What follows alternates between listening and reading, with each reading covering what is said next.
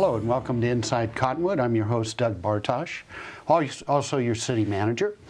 And we're here today talking with Commander Gary Eisinga and our Public Safety Communications Center manager, Marie. And I think it's important to get together and talk about our communications center, kind of give you an update, but more importantly, it would probably be great to start off our conversation today with an event that really took the northern region of Arizona by surprise and really had a pretty significant impact, and that was the loss of, I guess, a fiber optic line somewhere down around Black Canyon City or something? Right, yeah. Tell us what happened there, Gary. We first noticed that when our phones and internet went out, and we weren't certain if that maybe was an internal issue. We learned very quickly from our IT staff that that was all of northern Arizona. Someone had vandalized the CenturyLink lines and cut the fiber optic lines, which affected all the 911s, telephones, banking, anything related to the phone system went out. So did they actually determine that it was vandalism? That's my understanding, is that it was an act of vandalism. I've not been able to determine anything other than that or whether they have any leads in that case. But there was an area of exposed line and somebody possibly looking for copper, to steal copper. That seems to be kind of a big thing. So they cut the lines and took out most of northern Arizona. You know, and it's interesting because from what I've been told, it's kind of a circular system. And so wherever they cut it, they must have found the right place to cut it because supposedly they couldn't restore I guess, service back through the other way or something. Right, yeah, I'm not certain exactly. They actually got it back fairly quick. I was really surprised. I want to say we were back in service by 6:30 in the evening. Okay. So I was, when we're talking about fiber optic, I actually believe this would take a lot longer to get service back, but they got it back pretty quick. But it did affect a lot of people, and we were lucky in that the Sedona Fire District was still able to receive 911 calls and then ring those down to us. So any emergency calls we were still able to handle. And it wasn't just the Verde Valley or just Cottonwood. How far did this Flagstaff, stretch? I understand Page, Flagstaff, Prescott, Yavapai County, so a lot of northern Arizona was taken out. And you got to imagine that there's going to be a lot of focus on how to prevent this from happening again. Absolutely, yeah. We have another meeting tomorrow. We'll be meeting with some of the people from the state, and hopefully we'll get a little bit more information as to what their plans are to help prevent something like this again. Yeah. So, new communication center, and you guys were, as Gary was saying, probably initially thought, uh-oh, what's wrong with our system? And then found out that it was much wider than that. But it obviously really created some challenges for our public safety dispatchers. And how did you handle it? I mean, obviously the 911 lines were down, so how did we receive our 911 calls? Well, it was an interesting circumstance that resulted in our loss of 911s. After talking with CenturyLink a little bit, got a better understanding of what happened and how it affected us. The lines were not completely severed, they were damaged. Okay. And that damage actually affected our Make Busy switch, our Make Busy circuit. What that is a circuit that is in place for redundancy. In the event that we become overwhelmed or we, as a center, lose functionality, have to evacuate, we have a circuit that we can interrupt that will automatically send all of our 911 calls to our backup center, which is Sedona Fire. Okay. When that circuit was damaged, our calls automatically bypassed us and went to Sedona Fire. Fortunately, the circuit or the fiber was not damaged so much that it took Sedona Fire completely offline, and they were able to stay up and receive some of those calls. We do have what's called a point-to-point dedicated line between Cottonwood and Sedona Fire. We also have one between Cottonwood and Camp Verde that was unaffected because it is a dedicated circuit between the two agencies. And we were able to communicate with Sedona Fire using that circuit, fortunately. Our admin phones, however, were completely isolated to our local central office that CenturyLink serves. We could not dial out any long distance or outside of our local area, and we had no internet services at all. Completely severed internet. So when that happens, when the lines 911 is automatically switched, how do you guys know that, and how does Sedona know that? Initially, we didn't know. Okay. Initially, it was on February 25th at 11:33. My dispatchers became concerned because all 3 of our 911 positions lit up with calls, and there was nobody there. That told them that something had happened. Okay. They immediately became aware that they had loss of internet service. Our CJIS system, the Criminal Justice Information System, was not functioning. They were unable to search for information on the internet, and realized that their internet phones, our administrative admin system, had gone down. Again, thinking maybe it was an internal situation, we started calling other agencies to find out what their circumstances were, and could not get a hold of them on their admin phones. We ended up actually reaching out to people we know within other agencies using our personal cell phones. At one point, we actually got on the backup radio and reached out to the Yavapai County Sheriff's Office and exchanged cell phone numbers over the radio, just to be able to communicate with the other agencies and give calls back and forth. We had a 911 technician on site from CenturyLink, unrelated to that, so that was kind of nice for us as well. He was there to do just routine maintenance, and so we had a kind of a link with CenturyLink and their personnel. He was able to make some phone calls and give us the information we needed as well. So it worked out well. You know, and I think that's what a lot of people don't understand. I mean, this was something that you know, you kind of train for, in that we know that technology is not infallible and that it could go down. Right. But it sounded like our dispatchers really picked up on it pretty quick, and it doesn't sound like there was really any disruption of service at all in terms of that ability for us to dispatch, you know, emergency vehicles to people who were in need. Absolutely. Chief Fanning quickly started dispatching out officers to local banks to make sure they were aware that there was an interruption of service, and some of the banks did actually close their doors because they felt it was safer.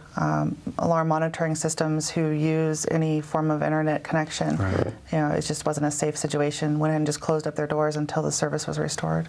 You know, and I think probably a lot of people don't realize that government has moved to internet-based phone lines, and so in the interest of saving dollars, but if you lose the internet, all your phone lines go down, because I think all our phone lines in the city, I know at City Hall, were down, and obviously our internet was down, and so we were pretty much operating on cell phones as well, but nobody had our number to call. So, we discussed I discussed that a little bit with IT staff as well this morning, and you know, that's something now that we need to look at as well for some type of redundant system that will keep us up. You know, and that's probably a good segue into our next segment. So let's go ahead and take our first break. Come back and join us and learn a little bit more about how this outage impacted the city of Cottonwood, and plans for how to make it better next time around.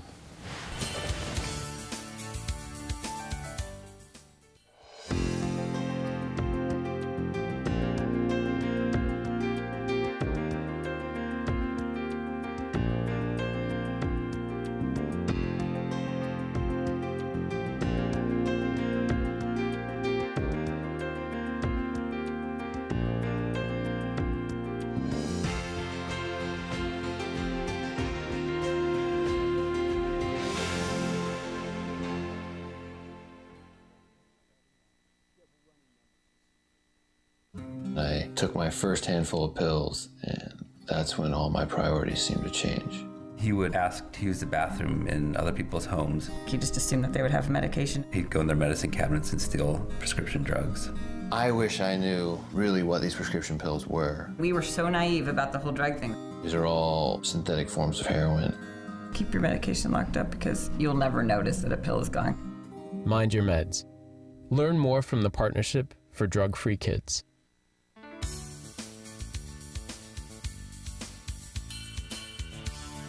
Welcome back to Inside Cottonwood. I'm your host, Doug Bartosh, and I'm here today with Gary Eisinga and Marie Carpenter to talk about our communication center, and we were discussing the recent internet outage that occurred, and we kind of left it off with, okay, we experienced it. Obviously, every experience like that is a learning experience, so what do we take away from this, and how do we respond even better should something like this happen in the future?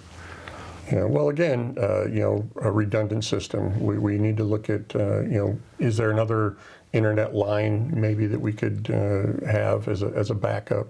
But it also made us aware of those emergency contact numbers that we need from the other agencies as well. That really brought that to the forefront. How about from your perspective, Marie?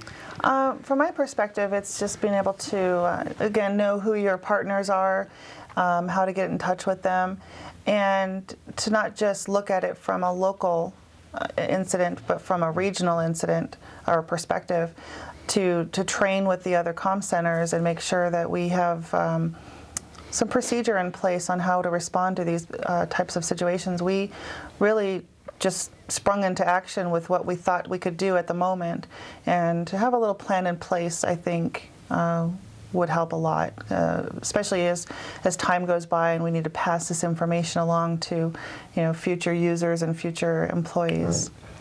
So I know you made use of cell phones, and did that work out pretty good for you?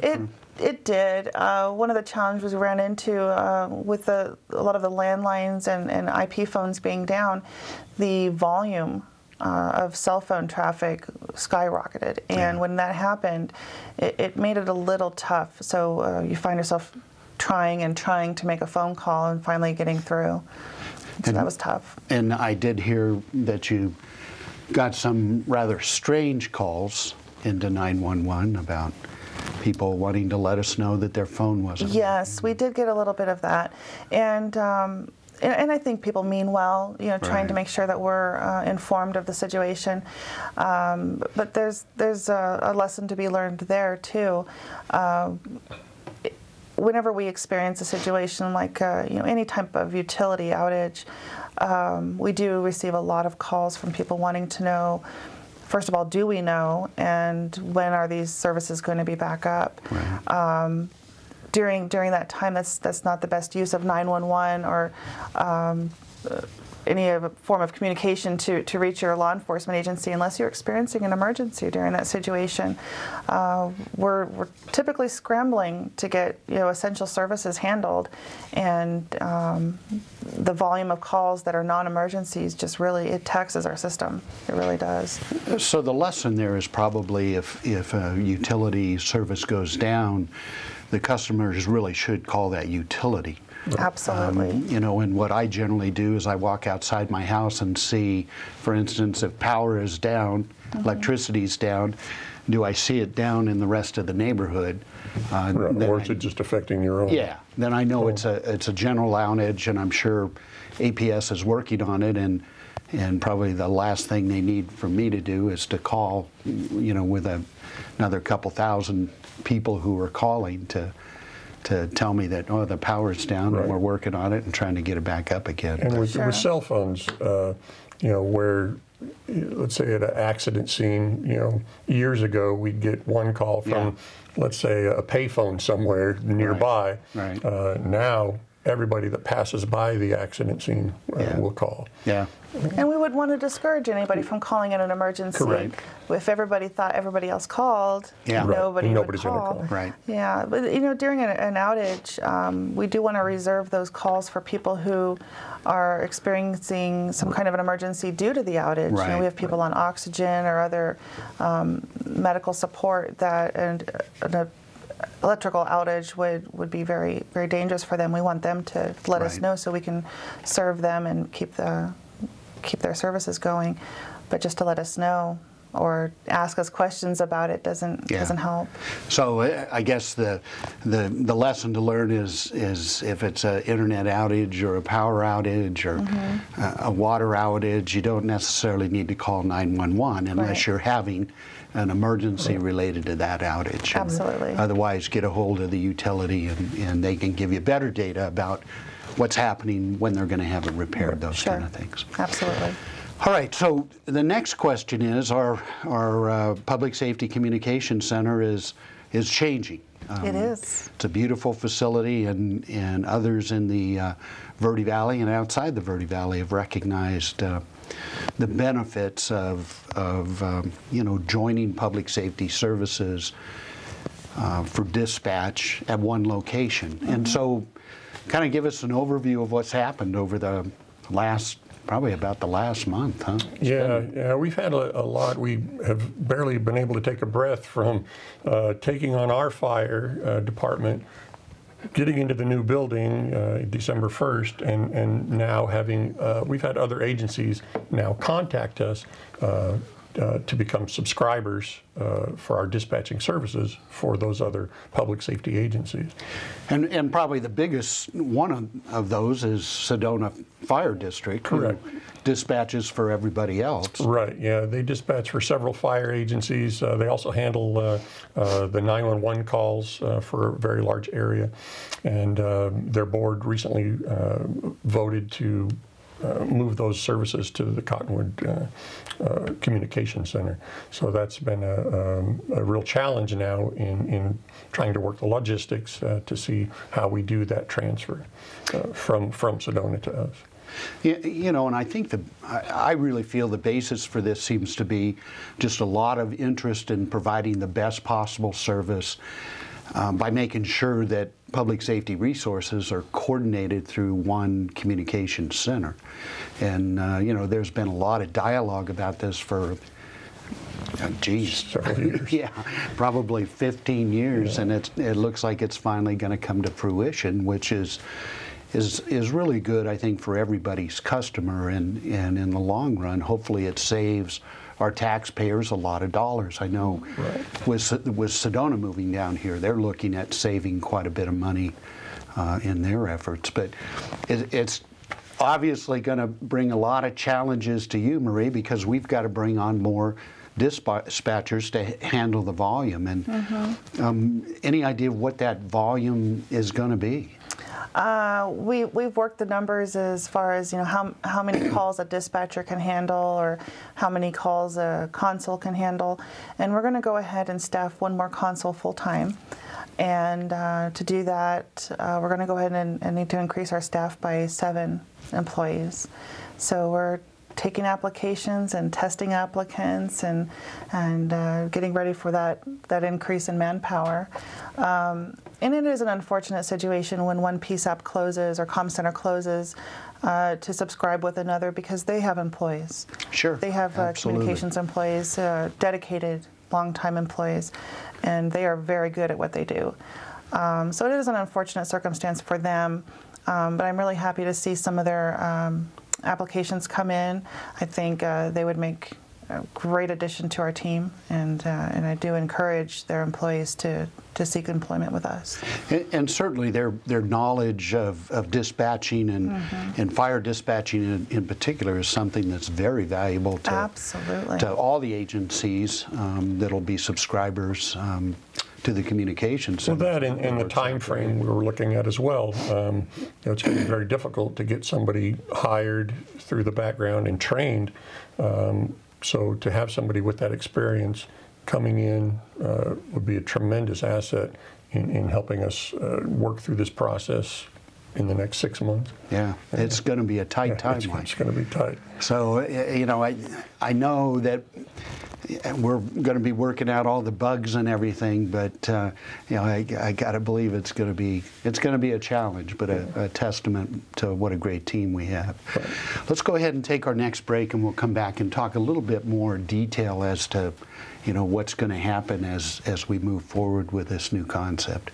Come back and join us. There's something for everyone at the Spring Heritage Pecan and Wine Festival, March 28th and 29th in Camp Verde. Sample 13 local wine producers and pecan growers. Uncover the past at the Verde Valley Archaeology Fair with the return of the Camp Verde meteorite. And float the Verde with a canoe or kayak in the Verde River runoff.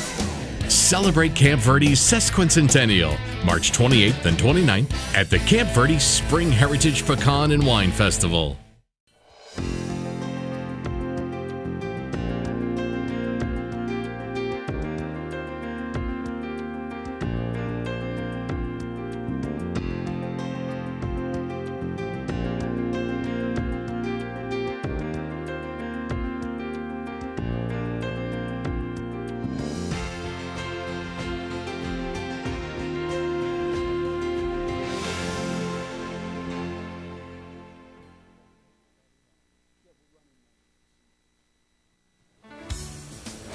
Welcome back. I'm Doug Bartosh, your host for Inside Cottonwood, and I'm here with Commander Gary Eisinga from the Cottonwood Police Department and our manager for the Public Safety Communications Center, Marie Carpenter. We're talking about the transition of Sedona Fire into our Public Safety Communications Center, where we'll be dispatching their calls, taking their 911 calls, and then dispatching them out. I know it's not just the Sedona Fire Department. How large is this going to be? Do you want to respond to that, Marie? Well, currently they dispatch for the Sedona Fire District and 6 other fire agencies. As far south as Black Canyon, as far north as Pinewood, which serves the Munns Park area. So initially, when the discussion started, we weren't really sure if we were going to receive 1 agency or 7. And right now we're looking at least Sedona Fire District, and a few other agencies have given us their intent to subscribe with us, and we're working with them to make the plans for that transition. The Pinewood area is almost exclusively, or if not exclusively, in the Coconino County area, and they've opted to move north to an agency in Flagstaff. We're still waiting to hear from some of the smaller agencies, but the Verde Valley Fire District is one that intends to subscribe with us. Yeah, and we've received a letter of intent from them for that. So really, those are the 2 biggest providers in the Verde Valley, is Verde Valley Fire District and Sedona Fire District. Correct. Yeah, that'll add a lot of calls.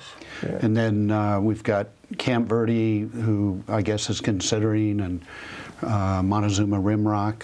Correct, and Mayor Fire Department. Mayor was having a discussion with their board, and while we have received letters from some committing to come to Cottonwood, there's others that are out there still trying to determine what is the best for their particular situation, and we certainly understand that and appreciate that. Yeah, we had done several tours with the board members from Sedona, from the Verde Valley Fire District, and everybody's walked away from it very impressed. They've been very happy with what they see and how it's being run, and Marie's doing an awesome job over there. The other thing that is, why would Sedona be interested in doing this? Because they had a very successful center up there.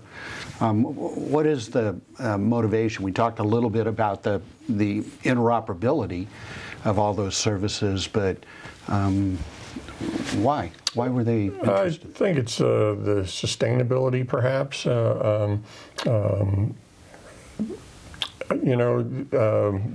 The way we're going to do our infrastructure is that we will put the radio signal out, and then the different agencies then are responsible to receive that signal.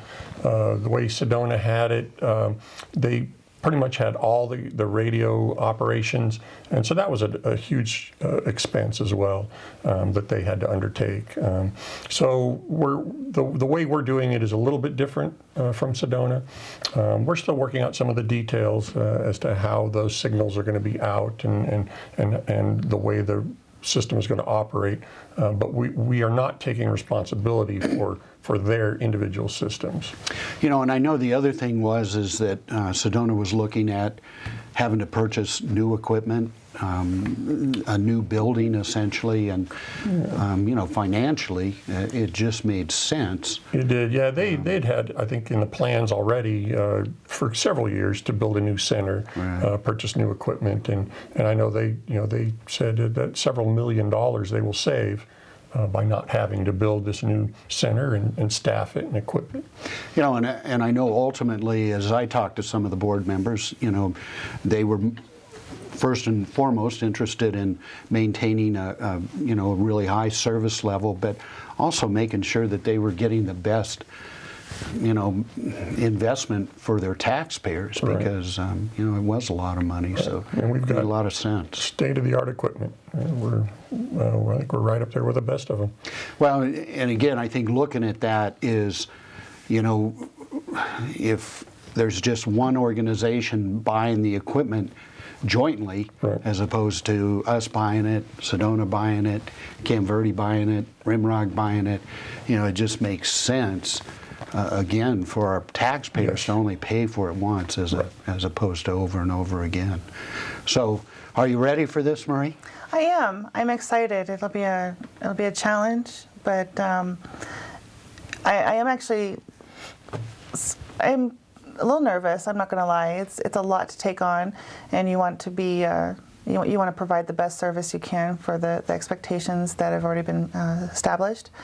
But I am actually glad that this is coming on the tail of so many big projects that we've already had, such as the taking on fire, taking on the construction project and the technology project and the move to the building. We're still ramped up from that. We're still, Right. you know, in project mode. So we're excited about it. You know, unfortunately, I know we designed this facility for growth. And so, like you said, we have an extra console we can now fill out and even have more space available if we need a couple more consoles. So Absolutely. we're in good shape for many years to come. We are. So tell me what the ideal dispatcher is. I know, like police officers, you're not going to get rich being a dispatcher, but why do you want to be a dispatcher, and what are you looking for in a dispatcher? Well, first of all, why would somebody want to be a dispatcher? You receive calls from people on their worst day. They don't normally call you with good news. The hours are rough. You don't necessarily get to take breaks on a scheduled time. Sometimes you find yourself in an incident you can't break away from. Those all sound like things that you would not want to do. Yet it takes a special person to want to do this line of work because there is a reward in it that is not financial. You don't receive notoriety or fame but there's a reward that comes from being that first responder, the first person to provide assistance to somebody who's having the worst day of their life, to calm somebody down who needs to receive instructions on how to provide CPR or how to get through a domestic violence situation. A dispatcher is a lifeline, and being that lifeline is it's the most rewarding job I could ever imagine doing. What do I look for when I'm looking for somebody to do that job? Somebody who's willing to give of themselves, somebody who really wants to serve, doesn't mind the hours, doesn't mind some of the less than positive sides of the job. If somebody's looking for an 8 to 5 with a scheduled lunch, this isn't the job for them. But if they like the challenge and dynamics of not knowing what the day is going to hold for you, and they like fast-paced phone calls and radio traffic, and 1 minute you're talking to firefighters, and the next minute you're talking to police officers and answering 911 calls, then it is It is absolutely a job for them. You know, and certainly stress has got to play a role in this too. I mean, you got to be somebody who can absorb stress, and a lot of times for dispatchers, it's even worse than for police officers, because the police officers are on scene and know what's happening, where the dispatcher's not there and, you know, afraid of what could be happening. And they don't get that closure at the end of the call. The officer handles the call, completes a call, and all they get on the radio is, you know, call's done. And the dispatcher has no idea, you know, the person called them on the phone in a panic, and all they get is, okay, you know, this case is over. And so they don't get a lot of that closure. And there's also the stress from going from a quiet shift, maybe not a lot going on, to all of a sudden a 3-car accident with injuries. And so there's that stress as well, where you elevate from nothing to up here. And that's always difficult. Well, we're out of time, unfortunately. But again, great things happening at our Public Safety Communications Center. Great place to start a career. You know, particularly if you want to tell police officers where to go. There's always a joy in that. There's always a joy in that. So if you're interested in being a public safety dispatcher, contact City of Cottonwood Human Resources, and they'll get you started. Thanks for joining us on Inside Cottonwood, and we'll look forward to seeing you next time.